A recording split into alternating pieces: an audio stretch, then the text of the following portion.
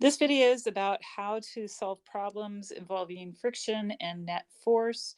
And this is a worksheet that you guys were assigned in Google Classroom. I've just changed some of the numbers, but it's basically exactly the same problems. So let's write a few of the equations you're going to be using up here at the top. And the first one is going to be our friction equation. So force of friction is going to be equal to something called mu, which is a constant for any given surface, and that is going to be times the normal force. So normal force is equal and opposite to the weight, and we're going to write it like this as Fn. So friction is going to be related to the weight and dependent on mu, and we can rearrange this equation to solve for mu, because then mu we can see is the relationship, or the ratio, I'm sorry, between the force of friction and the normal force. Okay, so those will be important equations to know. Next thing, moving on to the net force. And so our net force is the force that actually causes motion. So if friction and the push or pull force are equal, then our object will not have motion. And so, yeah, I got that in black. A net force is going to be equal to the force of push or pull, we'll just call it FP here, minus the force of friction. And if that is equal to 0, then we will have a stationary object, right? Or constant velocity. Okay, and then if we have F net not equal to 0, so it'd be the same equation basically, but just the outcome not equal to 0, that's when we get acceleration. And the first equation here allows us to rearrange like this so that we can say the force of the push is going to be equal to the force of friction. That's only in a case when the object is stationary or moving with constant velocity. But that's actually, I think, most, if not all, of the cases that we're dealing with here. You're going to be able to set the push force equal to the force of friction. We already know that the force of friction is equal to mu times the normal force. Okay, so first thing we do when we look at any problem, we figure out what we're given. So here we have a 95 Newton sled. What is that 95 Newtons? That is actually going to tell us the normal force. It's the weight, but since weight and normal force are equal and opposite, we'll just say Fn, the normal force, is equal to 95 Newtons. That's how much the sled weighs. And let's see, what else do we know? We have a horizontal force. That's going to be our push force, is 42 Newtons. So, whoops, there we go. Our push force, ooh, I keep doing that.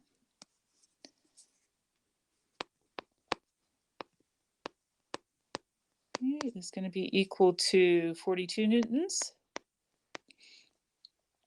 Okay, and what do we want to find? We want the coefficient of sliding friction.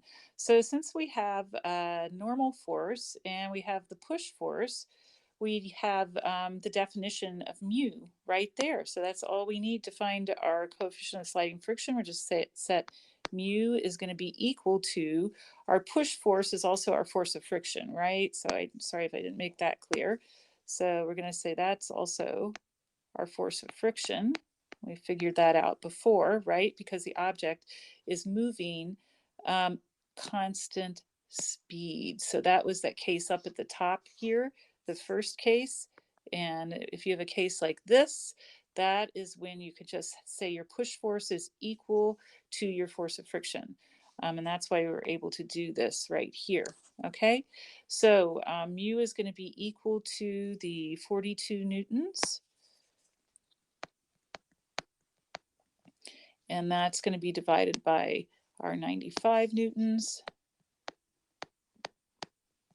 And so we can solve that, and mu is going to turn out to be 0.44. And mu has no units on it.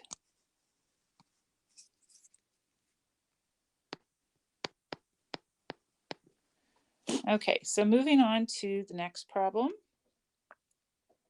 Move up here a little bit. And so with the next problem, we have a mass given to us right here. And you know, guys, I'm thinking I'm going to stop with the color at this point. It's wasting time. And so we have mass right here, right? This is not force, it is mass. And we have our coefficient here that's equal to mu, and they want to know how much force is required to move the crate at a constant velocity. That's how much push force. So if we figure out what the friction force would be for this, we'll also know the push force, right? So we can say that normal force N, that's normal, and I'll even write it out here. We know normal force is equal and opposite to weight, and weight is mass times the acceleration of gravity. So we can actually find the normal force, and I'm going to do that. I'm going to take 33 kilograms and multiply that by acceleration of gravity, 9.8 meters per second squared. And then I'm going to solve that and get, what did I get for that one? 323 newtons, it looks like, yeah. Okay, so that tells us what the normal force is though, right? We don't actually have, right here, we don't have the force, the push force required yet, but we're going to figure that out when we figure out the friction. And we know that friction is going to be equal to mu times our normal force, right? Which was 323 newtons right here. So we're going to say mu times 323 newtons. And I should have just gone ahead and put mu in there, right? So I'm going to do that. Can I do that here? All right, that didn't work. Oh, this works. Okay. All right, so then I can draw in my mu, right? It's a learning curve on these things. So that was a 0.35, and that is times our 323 newtons. And the answer we get for that is 113 newtons. So that's our force of friction. Again, we have constant velocity. So our force of friction will be equal to our push force. And so that is our answer right there. Okay, so moving on down, you can stop watching anytime you feel like you got it, but just want to make sure you guys have a choice or have a chance to see all these problems worked out. So I'm going to go like this, and we're going to number 3. So number 3, we've got a wooden block of 42 newtons right here. That is our normal force, F normal right there. And we have a push force given right here, which is 18 newtons. It wants to know the coefficient of sliding friction for a block moving at constant velocity again, which means that F push, which is equal to 18 newtons, is going to be equal to our force of friction, right? And so now we have our force of friction, and we have our normal force, force normal, which is equal to 44 newtons. And we know that mu is equal to, actually, let me just go ahead and put that over here. Mu is equal to our force of friction divided by our normal force, right? So we've got everything we need. We're going to take 18 newtons and divide it by 44 newtons. And we're going to get our answer, which is 0.41, no units on mu. And now we're going to go down to B. B, we're just adding some more force here, more normal force, right? Because we must have added some mass to the brick. They're giving us weight now in newtons. And so we're just going to add that on and figure out what additional force will be required. Okay, so basically we're going to have to calculate a new normal force.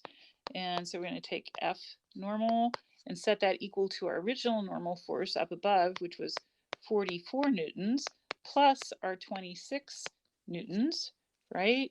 And so now we're going to have a total of 70 newtons here. And we're going to calculate a new force of friction. Let's switch colors for that. Our force of friction now will be equal to the mu that we calculated up here, 0.41. And so we'll multiply that, 0.41, times our new normal force that we found. And that is going to come out to 29 newtons. Okay, so that is the amount of friction force that we will have now that we have a heavier object. And that is all the problems that you have to know how to work right now.